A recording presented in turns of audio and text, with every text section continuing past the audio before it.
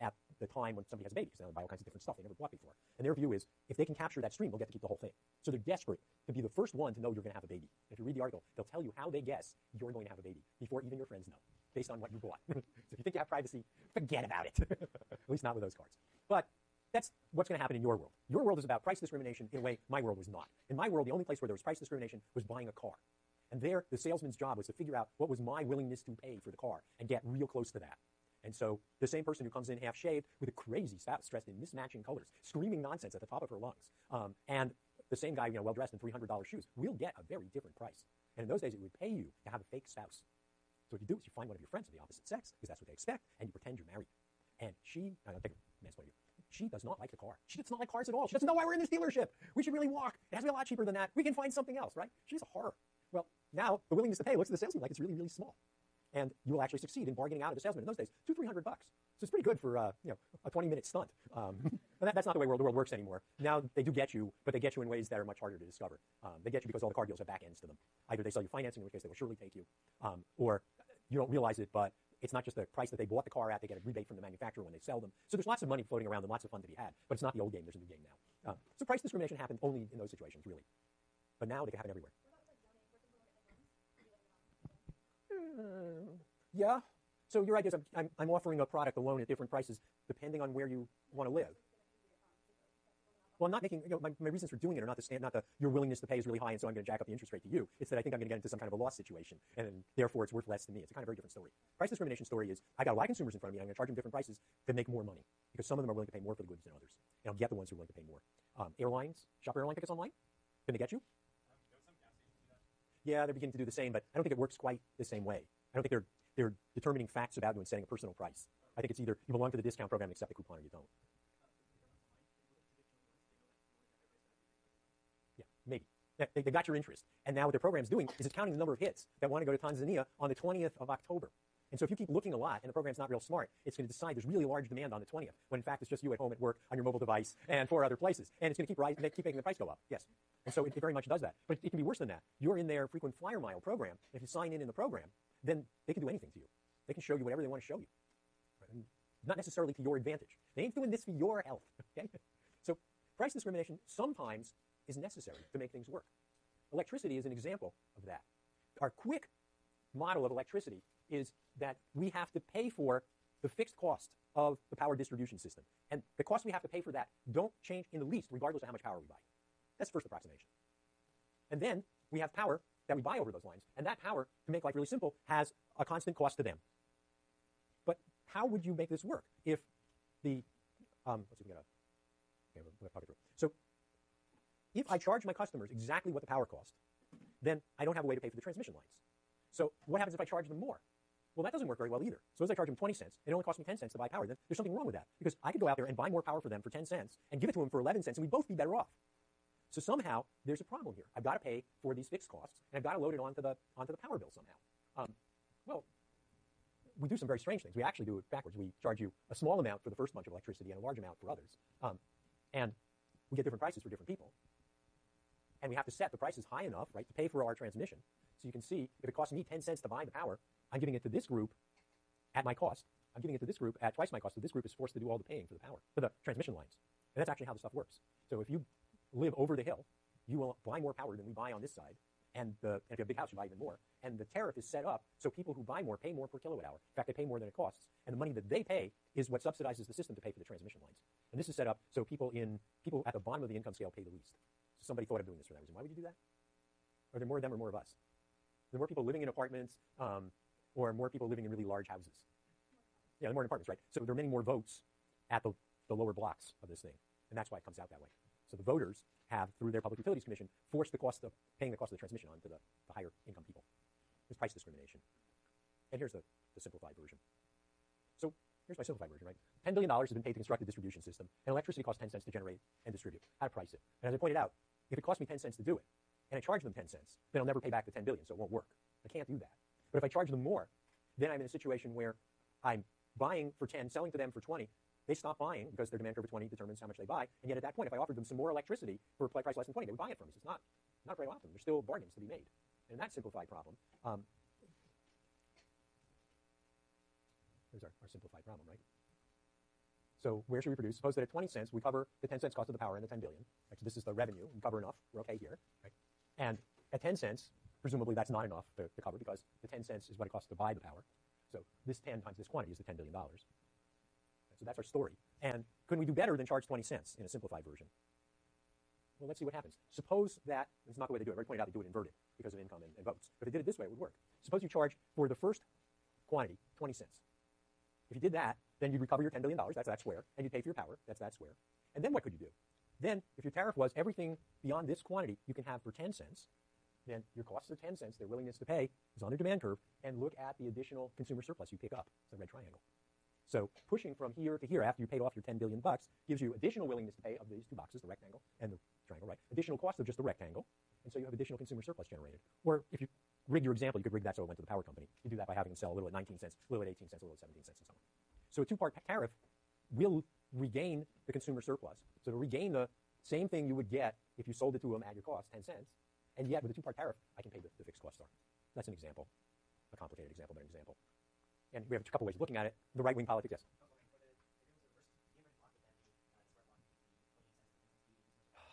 In an inverted block, you still have to make sure that the high price, well, I'll try to tell it as an inverted, right?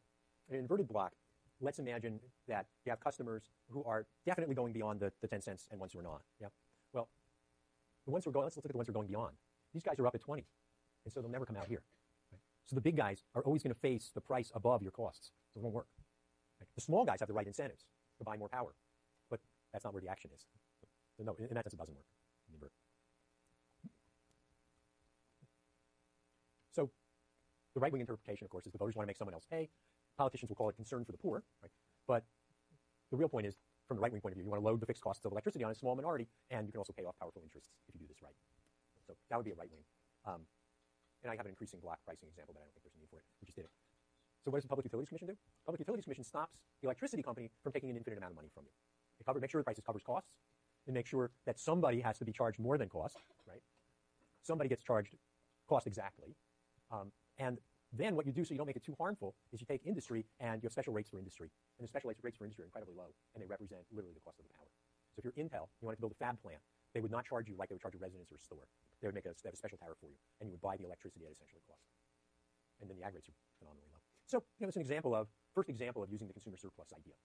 And we will come back to that. So I would not spend a lot of time on it. When we come back to it, we'll have more machinery. We'll know what the costs are. We'll know what marginal cost is, and we'll be able to draw those diagrams out a little better. So now I have some taxes to show you. So the Swedes are an incredibly high tax world. The marginal rate for income tax for somebody making over 70,000, so if you make another $10,000 from 70 to 80,000 roughly, then you will pay half of it in income tax. In Denmark, you'll pay 55%. Denmark's higher than Sweden. So at the top end, it's pretty punitive. On the other hand, in the middle, unsurprisingly, people live about the same. And to pull that apart, you'd say, but how can this be? I look at my friends in Sweden, they have much higher income taxes, but their income taxes pay for all their health care. So the health care is loaded onto their income tax, not loaded somewhere else. And maternity and paternity leave, parental leave, which is 15 months, is loaded onto your income tax rather than onto you. And most of the costs of child care from age 1 till they're old enough to deal with themselves is in your income tax. Right? So a lot of things that an average family would otherwise pay for are simply bundled up, and they experience them as a tax on income. And so long as everybody wants to do more or less the same thing, because now it's a publicly provided good. So it's not like you can decide, what I want to do is I only want to be out of work for 6 weeks after I give birth, and the state should compensate me properly. It won't. It will compensate you and your partner for 15 months. If you don't choose to take it, it's your problem. Right? Publicly provided good. So long as people want the 15 months, then it's almost first best. So they have these huge amounts of taxation. Originally, they had it on 55% on labor, and a couple of percent on wealth, not just property like we have here, but all wealth. So whatever you have in the way of stocks and bonds and the rest, right? Tax everything. And they realized that they were decreasing the amount people were working, because when you tax something, you decrease the quantity. And they were decreasing the amount that people were willing to save and therefore were willing to invest.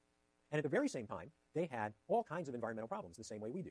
And being a much more nimble society, which happens when you only have about 9 million of you, instead of 360 million, they decided, well, why don't we just rejigger the tax system? Why don't we start charging more taxes on things that are bad, like, for them, from their point of view, mines and gasoline and all kinds of stuff, and less taxes on things that are good, like labor and wealth formation. So they came up with an awful lot of environmental taxes. A CO2 tax, something that we don't have the nerve to do. And they did that quite a while ago, and it turns out it works quite well. Sulfur tax, because remember, when you burn oil, you're going to produce sulfur oxides. You're going to get taxed for these things. Those things make acid rain. Pesticide and herbicide tax. So pesticides and herbicides have problems beyond just I sprayed it on my field and it's okay. You tend to kill non-target organisms. You also tend to build resistance to the pesticides and herbicides. And so they tax. Fertilizer tax, why? Because fertilizer generally has problems with runoff. And so they take an estimate of how much the stuff runs off, and therefore, how much should I charge you for the damage you do? Make a first estimate. Garbage, of course. Garbage creates an unsightly mess somewhere. It has to be monitored essentially forever. And so you should pay for those costs, and they charge for them. You want to dig things out of the ground, you will cause damage. You will disrupt groundwater. There's some chance to do some things that are even more amazing, like completely dry up an area. And they charge you for that. And these are in millions of Swedish kroner. So that's 25 billion, our billion, not their billion, kroner, or $4 billion. And there are, remember, 9 million people. So it's not hay. And then things second set of taxes, fuel taxes, that's not a surprise. Everybody has those. That's how you pay for your roads, except for in the United States, where we set the price too low. We set the price, and we left it for a very long time. And now it's too low. We don't have enough nerve to raise it, except in California.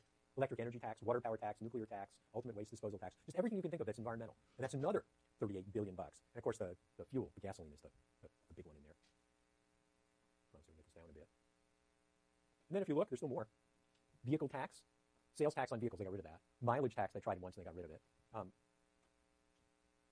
And then you can get the entirety of it. And perhaps the interesting thing is percentage of total tax. It's about 5.5% of total taxes and about 2.9% of GDP. And they got away with this, and there's no party in the Swedish parliament that will tell you to repeal it. None. The right-wing party will not tell you to repeal it. A very different set of politics and a very different answer. Question, did it work? Yes. It did work. Or a set of things worked. They've ended up meeting their CO2 targets, which no one else does to speak of, and discouraging driving, and all the other things you think of doing if you're environmental, cleaning up your air, the whole thing. And is this the only piece to the puzzle? No, but this is a big piece to the puzzle. Particularly the $10 a gallon gasoline really does get your attention. So that's the story of using taxes to clean up energy. Oh my God, we still have a couple minutes before we get Lydia. I said I'm going to clean up odds and ends, so let's look at my next favorite thing. Assuming we'll go look at it for us. Come on. Done. So this is a science article by a number of people. Danny Kahneman teaches in Energy and Resources, and if you get a chance to go to his kind of introductory course, Energy and Resources 100, you want to go because it's great field trips. Plus, Danny's a great guy.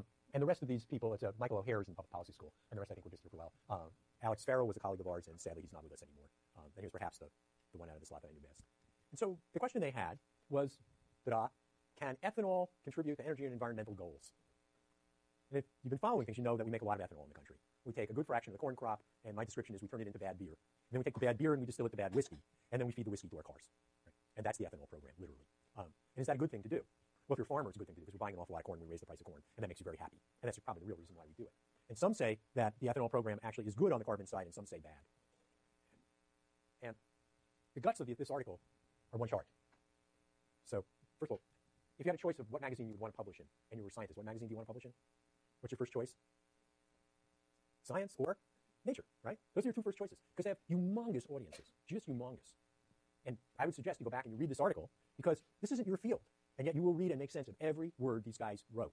So real science is not about long words and obfuscation at all. Let's look. Two alternatives here. One, make petroleum. The other, make ethanol. And the question is, how do you make these things and how much greenhouse gases to get out of them?